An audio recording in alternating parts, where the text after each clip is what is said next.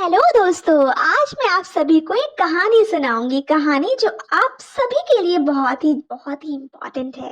अगर आप किसी भी तरीके से इंफीरियॉरिटी कॉम्प्लेक्स महसूस करते हैं तो सुनिए। कहानी शुरू होती है एक कौवे से। कौवा अपने पेड़ के ऊपर, अपने नहीं, एक पेड़ के ऊपर बैठ करके रो रहा था। बहुत ही मायूस था। सोचता है कि मैं इतना काला क्यों हूँ, भगवान ने मुझे इतना बदसूरत क्यों बनाया है। और इसी बात को पकड़ करके वो जाता है अपने दोस्त तोता के पास। तोते से इस बात का डिस्कशन करता है। तोता भी सोचता है कि मैं तो ठीक हूँ, जो भी रंग है, जो भी रूप है, हमारी दुनिया में सबसे रंगीन पक्षी मोर है, तो इस बात का डिस्कशन हमें मोर से करना चाहिए। दोनों उड़ते उड़ते मोर के पास जाते हैं और मोर से अपनी बात रखते हैं।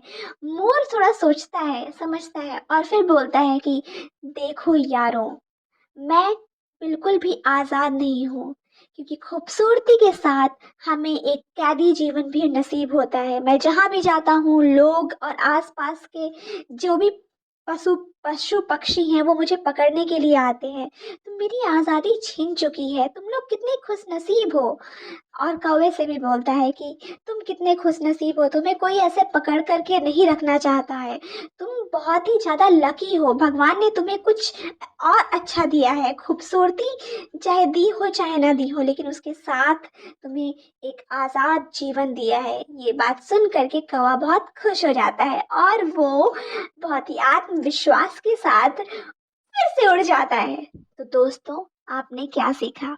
यहाँ पे कुछ सीखने की बात नहीं। आपके जीवन में भी आपको किसी न किसी चीज़ से इंफीरियॉरिटी कॉम्प्लेक्स महसूस होती है, लेकिन आपको समझना चाहिए कि इस दुनिया में सबके पास कुछ ना कुछ कमियां हैं, और अगर आप अपनी कमियों को देखेंगे तो आपको अपनी कमियां ही नजर आएंगी।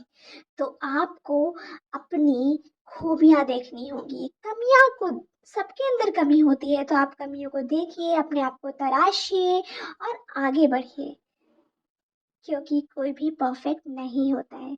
इस बात को आपको समझना चाहिए और दिल पे रख, बहुत ही मजबूती से रख लीजिए।